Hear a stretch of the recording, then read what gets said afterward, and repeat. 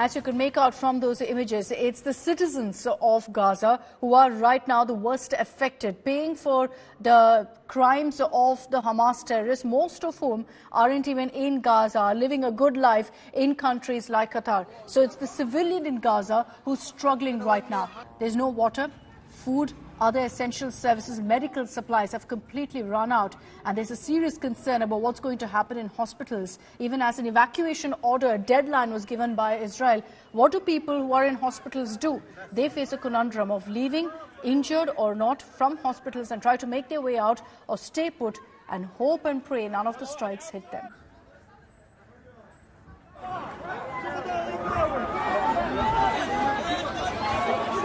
With every passing day, life in Gaza is becoming tougher and tougher. Finding clean drinking water in the Gaza Strip is a challenge. People are forced to stand in long lines for hours, as Israel has stopped water supply to more than 2.3 million Gazans. People are forced to drink salt water to survive.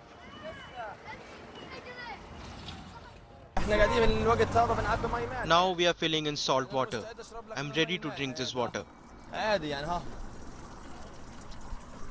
What else can we do? We are forced to do this.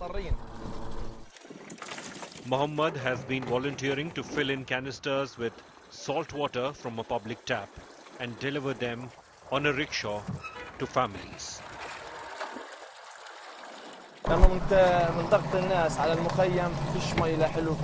Because of the large number of people inside the camp, there is no water. So I thought I would volunteer, come with a rickshaw and carry the water from the faraway areas, the dangerous areas, where there are agricultural lands and it's near the occupation in front of the empty lands.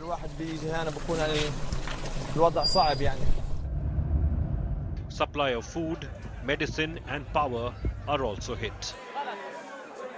Health officials in the Gaza Strip are storing the bodies of Palestinians killed in Israeli airstrikes in ice cream freezer trucks.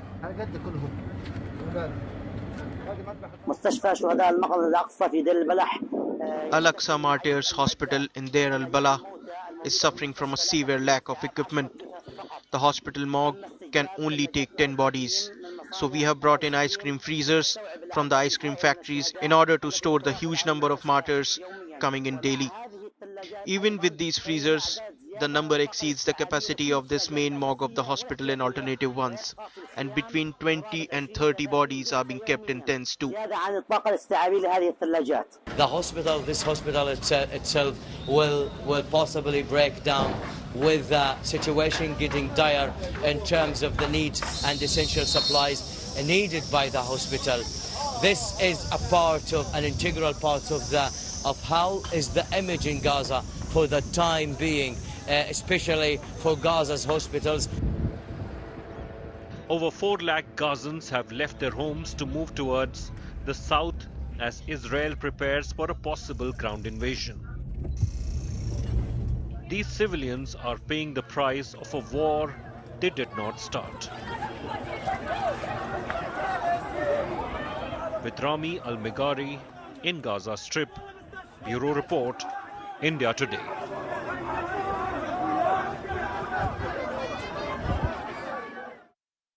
It's virtually lights out in Gaza. We've been talking to you about a crippling power crisis in the city. Let's show you what that currently looks like using some of the satellite images that we have accessed. We're going to show you a comparison. You see that on your screens there of October 6th, before the conflict broke out, versus now. And you see that Gaza Strip, which we have highlighted for you at the edge there, completely lit up on October 6th. Days later, it's looking completely parched. There are no lights on, a blackout. A result of the fact that you're seeing a fuel crisis leading to power stations in Gaza shutting down. People are sitting in utter darkness in the nights, hoping and praying that the airstrikes don't target their homes, the shelters that they are in. This is just the first of many, many issues that Gazans are facing right now. Hundreds of Israeli tanks, as we speak, have been positioned along the 41-kilometer-long Gaza border. This build-up comes amid a deadline that was given, a 5-hour deadline to Gazans to evacuate towards the south. Many of them have been able to, many haven't. The situation, for obvious reasons, imagine a 5-hour deadline to save your life. It's induced a sense of panic among the 2 million plus population because they're grappling with the challenge of seeking shelter. Once they move south, then what? Because even there, talks are still on to open up the border with Egypt.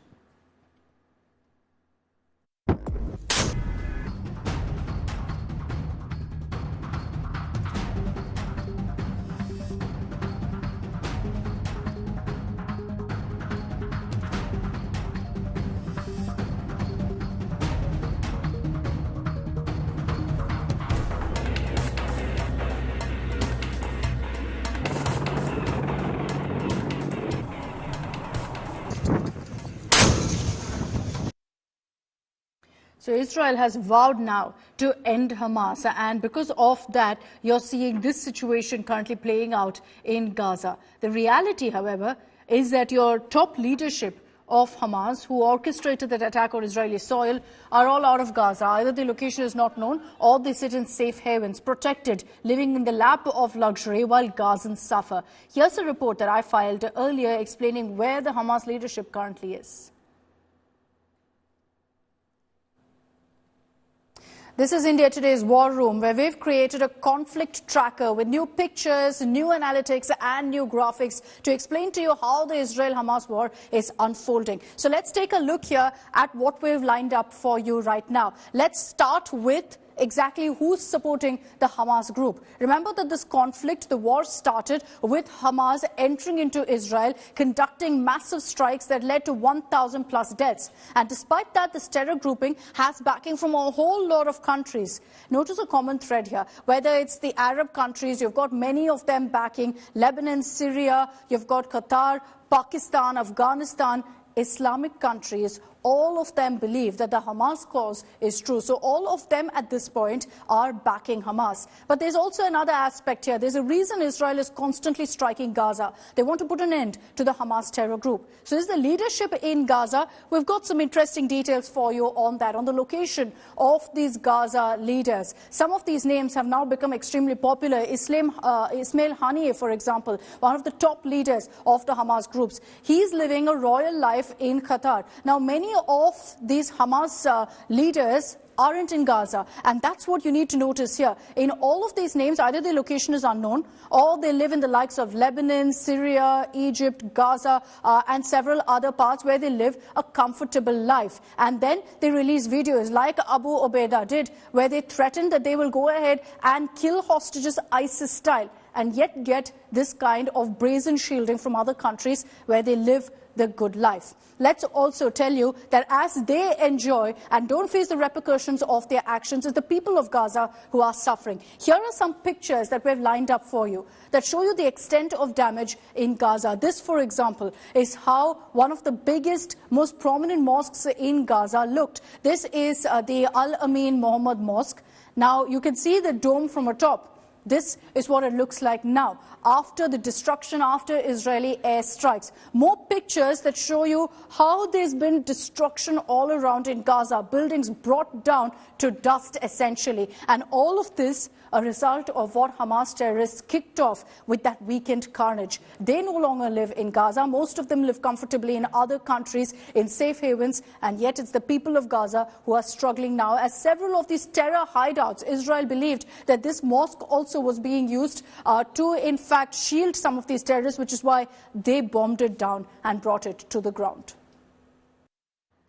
The countdown, unfortunately, is on right now for an all-out ground assault on Gaza. So the worst isn't over yet for Gazans. A ground assault appears imminent as the Israeli Defense Forces are mobilizing tanks and all the artillery they have near the Gaza border. The Israeli Defense Forces troops have also arrested 360 wanted Palestinians across the West Bank, including 210 who are affiliated with the Hamas terror group.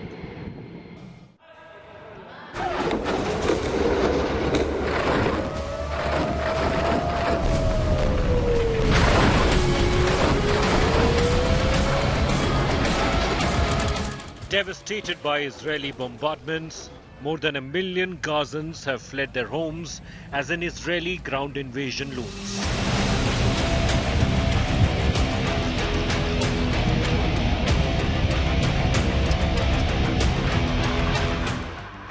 airstrikes have been unchallenged. In the face of no credible anti-aircraft weapons or air defense systems at Hamas's disposal. Destruction in the besieged Gaza Strip unprecedented.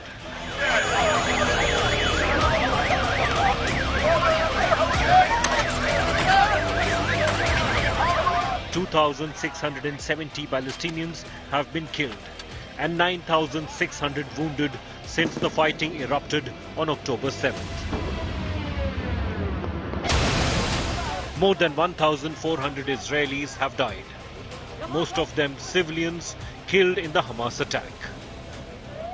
Casualties may mount dramatically in the event of Israeli forces launching a ground incursion. Much of Hamas's military infrastructure believed to be concealed in urban areas. A street-by-street fighting can't be ruled out if Israeli military unleashes a full-fledged ground assault. Israel has ordered more than 1 million Palestinians, almost half the territory's population, to move to Gaza's south. Hamas has called upon Palestinian residents to stay put. In the past, Israeli forces invaded Gaza twice. The first time in 2009 for 15 days, and then in 2014 for 19 days. When Israeli ground forces advanced into Gaza's dense cities earlier, they've been effectively targeted with Hamas anti-tank mines, anti-tank guided missiles, rocket-propelled grenades. Hamas now equipped with a newer weapon, grenade-wielding drones it used in the October 7 attack, and possible stockpiles of anti-tank weaponry. International urban warfare experts also caution against Hamas's ancient tactic of using tunnel bombs. Blasting its way through the 40-kilometer Gaza Strip may sound easier than done. The Israeli military would be going up against a group that has trained for years in hardened urban combat and possibly war-gamed such an invasion for years, despite Israel's own human intelligence and technology. With Gaurav Sawant and Ashutosh Mishra in Israel, Bureau Report, India Today.